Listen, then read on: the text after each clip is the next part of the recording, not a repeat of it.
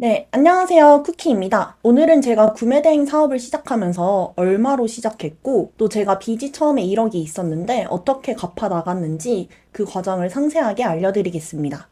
구매대행 사업이 흔히 무자본 창업으로 많이 알려져 있는데요. 진짜 무자본으로 가능한지, 아니면 얼마 정도가 필요한지 이 영상을 보시고 가늠해 보시면 좋을 것 같습니다. 먼저 저는 처음 퇴사를 5년 전에 했습니다. 5년 전에 퇴사하고 이제 다른 사업을 하려고 퇴사를 했는데요. 그때 당시에 슬럼프도 되게 크게 오고 시작했던 것들이 좀 망하면서 인생이 좀 꼬이게 되었습니다. 그리고 결정적으로 부동산 사기를 좀 당해가지고 빚이 이제 총 1억 가까이 생겼습니다. 근데 이때 당시에 맹점이 제가 회사를 다니지 않고 또 신용 등급이 낮기 때문에 매달 갚아야 되는 원금이랑 이자가 350만 원 정도 됐습니다. 순전히 빚만 이렇게 나가는 거고요. 뭐 보험이라든지 통신비라든지 이렇게 기본적으로 나가는 비용이 한 50만 원 정도 더 있었는데 진짜 숨만 쉬어도 한 달에 400만 원씩은 갚아 나가야 하는 상황이었습니다. 일반적인 직장인 월급으로는 도저히 이제 커버할 수 없는 금액이었죠. 또 제가 퇴사를 하고 난 기간이 좀 오래되었기 때문에 재취업을 하기에도 경력 단절 기간이 길어서 취업도 좀 어려운 상황이었습니다. 이때 실제로 대출이 1억 초반 정도 있었고 갚을 돈 예상인데 이거보다 더 많이 갚아야 되는 상황이었어요.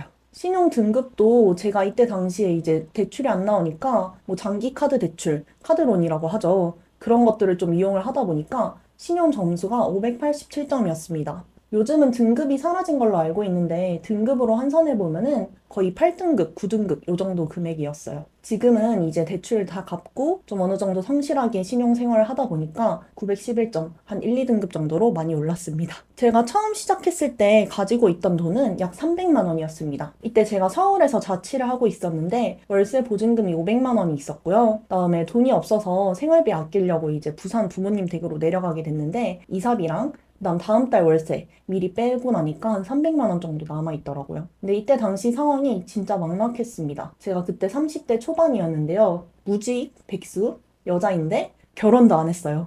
근데 빚이 1억인 상태로 이제 부모님 댁으로 내려가게 되었습니다. 사실 엄청 막막하고 좀 쪽팔리기도 한 상황이었어요. 왜냐하면은 남들은 이제 30대 초반에 결혼도 하고 그다음 회사를 계속 다녔으면은 직급도 뭐 대리나 과장까지 단 친구들은 연봉도 굉장히 높았고 막 집도 사고 이런 친구들도 있었는데 저는 정말 아무것도 없이 빚만 1억이고 당장 수중에 현금도 한 300만 원 정도밖에 없고 또 이제 돈이 없어서 사실 부모님 댁으로 내려간 상황이니까 되게 스스로에게 좀 많이 부끄럽기도 하고 친구들 약속을 나가면은 약속 나가면 이제 돈 막 밥 같은 거 돈 엠빵 하잖아요. 그런 돈도 없어가지고 친구도 못 만나고 그렇게 내려가게 되었습니다. 그렇게 처음 구매 대행을 시작하게 되었고요. 이때 당시에 제가 쓰던 방인데 이렇게 침대가 있고 여기 이렇게 책상 이렇게 있고 여기 이런 공간에서 처음 구매 대행을 시작하게 되었습니다.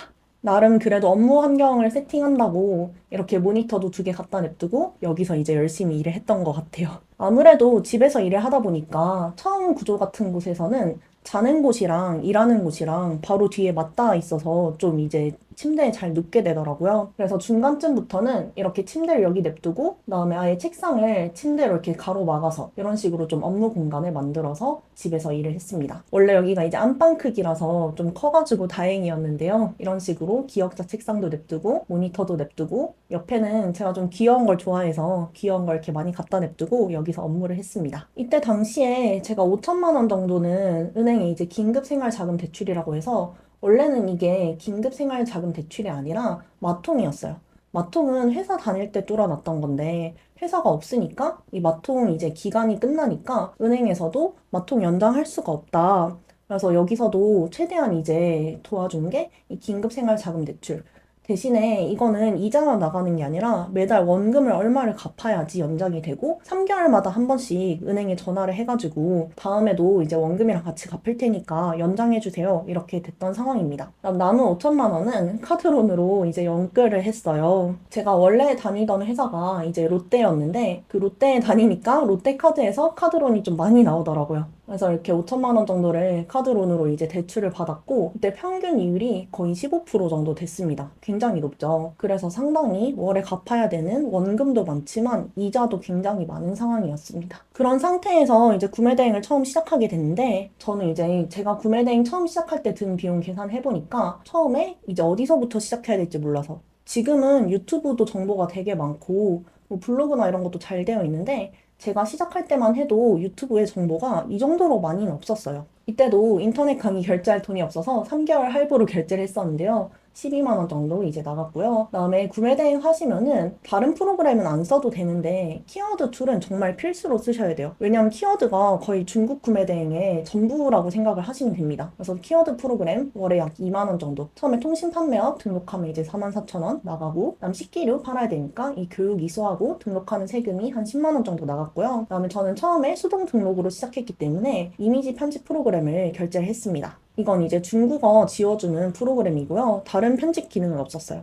이 프로그램이 월에 10,000원 정도 요 금액으로 시작을 했고요. 저는 정말 최소 비용으로 시작해야 됐었기 때문에 바로 사용하지 않아도 되는 프로그램은 나중에 매출이 나오면서 하나 둘씩 결제를 하기 시작했습니다. 그래서 대표적으로 주문관리 프로그램 이제 샵마인 기준으로 월에 2만 원 정도 나가는데요. 이것도 주문이 많이 없으면은 주문 처리도 사실 수기로 다 처리가 가능합니다. 저도 샵마인은 한 5월, 6월부터 쓰기 시작했고요. 그 다음에 상품 등록 프로그램이 있죠. 반자동이라든지 뭐 대량 프로그램 이런 것도 월에 이제 15에서 20만 원 정도 비용이 발생을 하는데요. 저는 사실 처음에 돈이 없어서 반자동을 못 썼다기보다는 그때 당시 들었던 인강이 좀 옛날에 나온 인강이었어요. 2019년에 나왔던 거라서 이제 금액이 저렴했는데 거기서는 그때 당시에 프로그램이 없었기 때문에 수동으로 그냥 등록하는 방법을 배워서 처음에 수동으로 등록을 하기 시작했습니다. 근데 오히려 제가 매출이 없을 때 이 상품 등록 프로그램 비용이 계속 나갔으면은 구매 대행에 대해 좀 고민을 해봤을 것 같은데요. 오히려 수동 등록을 하면서 효율도 좋고 그다음에 비용도 안 나가게 돼서 좀 꾸준히 할 수 있었던 것 같습니다. 물론 지금은 추가적인 비용이 더 나가고 있는 상황입니다. 제가 매출이 많이 올랐고 사람을 쓰기 때문에 세무 기장 비용이 월에 11만 원 정도 나가고 있고요. 그다음 알바를 지금 쓰고 있습니다. 알바를 2명을 쓰고 있어서 이게 월에 150 정도 나가고 있어요. 그리고 광고도 저는 적극적으로 하고 있진 않지만 스마트 스토어 기준으로 하루에 5,000원에서 10,000원 정도는 그냥 돌리고 있습니다. 테스트 개념으로 돌리고 있어서 월에 광고비가 15에서 30만 원 정도 나가고 있어요.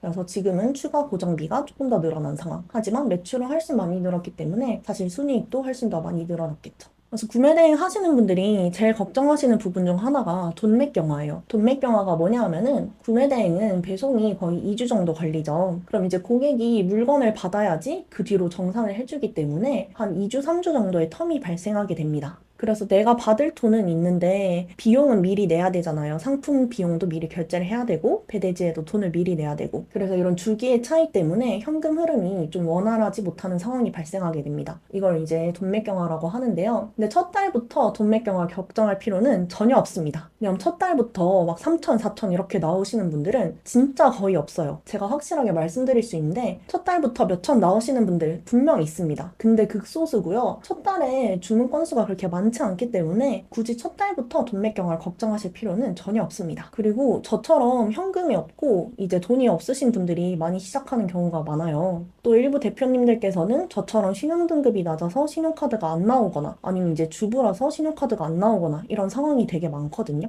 구매 대행은 근데 일단 신용카드만 있어도 시작이 가능하고요. 만약에 4명의로 신용카드가 발급이 안 된다 하시면은 가족 명의의 신용카드로도 매입 증빙이 가능합니다. 그래서 이제 직계 가족 중에 뭐 형제 자매라든지 엄마 아빠 중에 이제 한도가 잘 나오는 분이 계시다면은 그 이제 가족 명의로 카드를 받아서 그걸로 나중에 세금 처리를 하실 수가 있어요. 또 배대지 금액 같은 경우에도 요즘 배대지들은 카드 수수료도 별도로 부과가 안 되는 곳들도 많아서 배대지 비용도 카드 결제가 되기 때문에 현금이 그렇게 많지 않아도 시작을 하실 수가 있습니다. 그리고 저 같은 경우에는 진짜 돈이 없는 상태에서 시작을 했어요. 아까 300만 원이 있다고 했는데 그 다음 달에 400만 원 갚아야 되는 상황이잖아요. 그래서 사실은 거의 0원으로 시작했다고 보시면 되는데요. 첫 2개월 정도는 좀 정산이 빠른 스마트 스토어 중심으로 많이 운영을 했습니다. 쿠팡은 최종 내가 정산을 다 받기까지 한 3개월 정도의 시간이 걸려요. 저 같은 경우에는 초창기에 쿠팡에 물건을 올리긴 했지만 막 적극적으로 많이 올리진 않았고요. 스마트 스토어 중심으로 좀 운영을 많이 했습니다. 왜냐면 스마트 스토어는 고객이 물건을 받고 구매 확정 버튼을 눌러주시면은 다음날 바로 돈이 들어와요. 그래서 저 같은 경우에 좀 염치불구하고 고객이 물건을 받았는데 그 물건이 이제 좀 금액이 나가는 물건이다 하면은 문자를 보내가지고 구매 확정 해주시면은 정말 감사하겠습니다. 이렇게 문자를 보내서 구매 확정 누르고 그 다음날 돈을 받았던 그런 기억도 있습니다.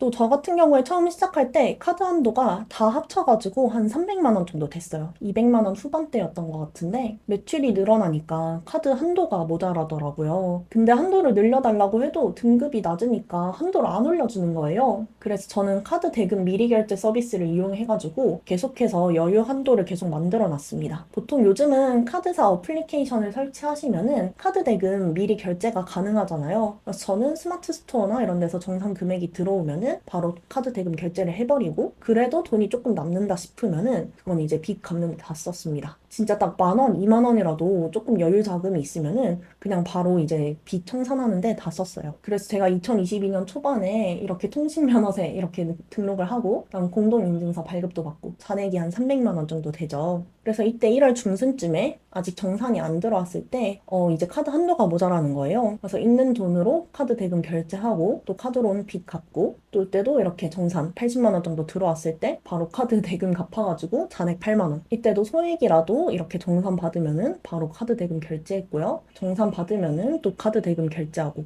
그냥 이 생활을 계속 무한히 반복했습니다. 이렇게 보시면은 이때는 좀 정산을 많이 받았어요. 이제 110만 원 정도 받았는데 이때 롯데카드에서 나간 거는 아까 카드론 80만 원 갚고 이때는 배대지 현금으로 결제했어서 또 현금으로 배대지 비용 갚고 또 남은 돈은 또 카드 대금 결제하고 진짜 짠내나는 생활의 연속이었습니다. 이때도 계속 정산 받고 정산 받으면은 또 카드 대금 갚고 정산 받으면은 카드 대금 받고 2023년 초반이잖아요. 2022년 후반이고 구매 대행 한 지 1년째인데도 제가 이때 아직도 카드 이제 한도가 그렇게 많지 않아가지고 계속 돈 들어오면 갚고 돈 들어오면 갚고 이런 생활을 계속 이어나갔습니다. 되게 지겨웠는데 그래도 이제 갚아나가는 모습이 눈에 보이니까 조금씩 이제 뿌듯하더라고요. 또 카드도 한도가 정해져 있을 뿐이지 카드 개수는 제한이 없잖아요. 그래서 저는 카드를 이제 3개 정도 발급을 받아가지고 결제일을 조정을 했습니다. 그래서 매달 1일에 카드 대금 나가게 14일, 25일 이런 식으로 분할을 해가지고 카드를 나눠놨어요. 그럼 전달 1일부터 30일까지 금액은 14일에 나가고 그다음에 뭐 10일부터 20일까지 금액은 매달 1일에 나가고 이런 식으로 좀 결제 일자를 조정할 수 있기 때문에 카드를 여러 개 발급받아서 좀 돌려가면서 썼습니다. 물론 혜택이 좋은 카드는 한정적이에요. 근데 그 혜택보다는 일단 급한 거는 당장 카드 결제를 해야 되니까 저는 카드 혜택이 좀 안 좋더라도 그냥 카드를 최대한 많이 발급을 받아가지고 돌려가면서 카드를 이용을 했습니다. 그리고 초반에는 제가 선정산 서비스를 몰라서 이런 식으로 많이 운영을 했는데 요즘은 알고 보니까 선정산 서비스가 되게 잘 돼 있더라고요. 제가 처음에 이제 이용하려다 거절당한 게 KB 셀러론입니다. KB 셀러론은 대출이에요. 론으로 끝나잖아요. 대출인데요. 이 KB 셀러론은 대출이기 때문에 이율이 상당히 낮습니다. 근데 대출이기 때문에 이것도 신용 등급이 낮으면은 KB 셀러론을 받을 수가 없어요. 제가 그 상황이었습니다. 그래서 저는 좀 알아보다가 포기를 했는데요. 요즘은 올라 핀테크 서비스를 급할 때 이용하고 있습니다. 올라 핀테크는 대출이 아니라서 내가 등급이 8등급, 9등급이어도 마켓에 판매된 금액이 있으면은 선정상 금액이 나와요. 그리고 또 얘가 대출이 아니기 때문에 올라 핀테크 이용한다고 해서 신용 등급이 떨어지진 않습니다. 그래서 이런 서비스를 좀 활용을 하시면은 수수료는 나가지만 현금 흐름을 만드는 게 더 중요하잖아요. 그래서 이런 식으로 내가 수수료를 좀 감안을 하더라도 현금 흐름을 만들고 싶다 하시면은 선정상 서비스를 이용하시는 것이 좋습니다.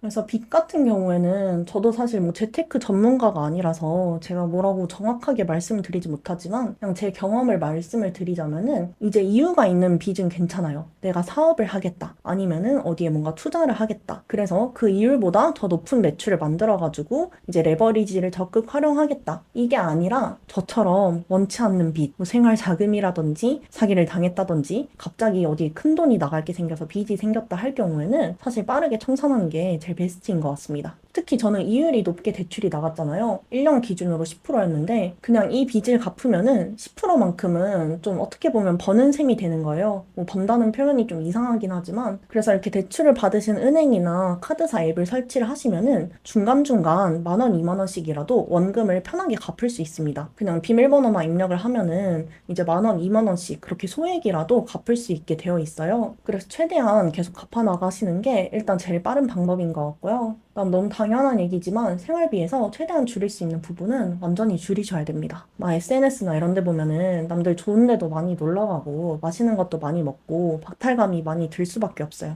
근데 내가 그때 당시에 그것만 한번 참으면은 1년 뒤에는 훨씬 더 생활이 나아집니다. 그다음에 처음 먹고 싶은 게 있다 하면은 블로그 체험단 그때 조금씩 했었어요. 그런 걸로 외식 비용도 많이 확보를 했고요. 진짜 5천 원, 만 원이라도 남는 돈은 무조건 빚청산에 보탰습니다. 그리고 한 가지 말씀드리자면은 구매 대행만 해서는 현실적으로 빚을 다 갚기가 어려울 수 있어요. 왜냐면 아까 말씀드린 대로 자금 흐름 주기가 좀 늦고 현금이 계속 묶여있는 상황이 발생하기 때문에 빚이 조금이신 분들 괜찮아요. 근데 저처럼 이제 몇천, 억 단위로 넘어가시는 분들은 오히려 중간쯤에 돈이 더 없는 상황이 발생하게 됩니다. 물론 나중에 들어올 돈이지만 당장 굴릴 수 있는 돈이 많이 없어져요. 그래서 저도 중간쯤에는 이제 회사를 병행하면서 회사 월급 받는 거는 다 빚 갚는 데 썼고요. 그 다음 제가 이렇게 블로그나 카톡 활동을 통해서 강의 요청 같은 것들도 많았기 때문에 중간중간에 그런 나의 기록들을 활용을 해서 강의를 해가지고 수입원을 좀 추가로 창출을 해서 이 추가로 버는 돈은 모두 빚청산에 사용했습니다. 그래서 실제로 구매대행 하시는 분들 보면은 좀 이제 알바 중에 많은 손이 가지 않는 알바 있잖아요. 편의점 야간이라든지 아니면 단기로 주말에만 할 수 있는 알바 이런 거를 같이 병행하시면서 하시는 분들이 많더라고요. 그리고 내가 노하우가 없는데 어떻게 강의를 하냐 이렇게 생각을 하실 수가 있는데 분명히 완전 처음 시작하는 사람들 중에는 오히려 옆에 딱 붙어가지고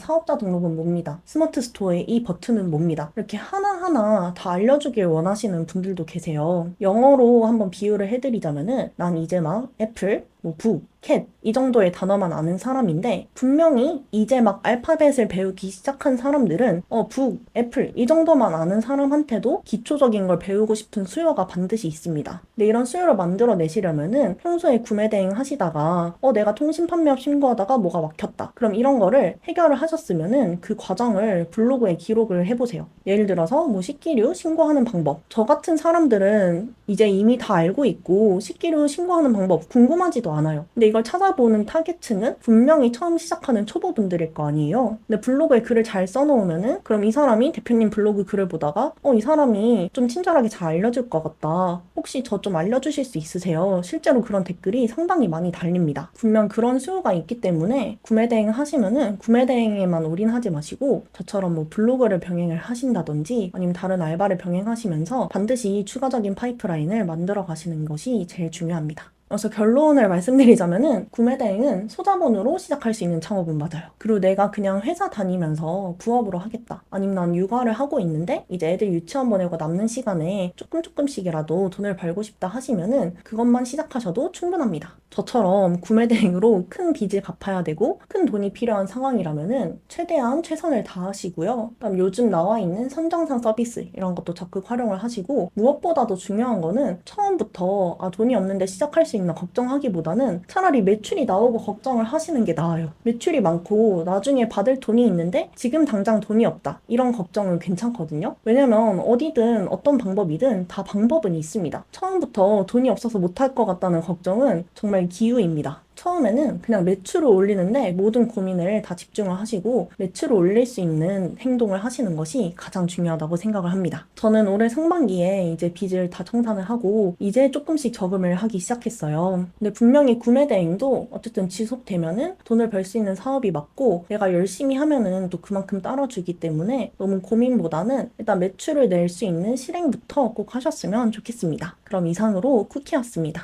감사합니다. 안녕.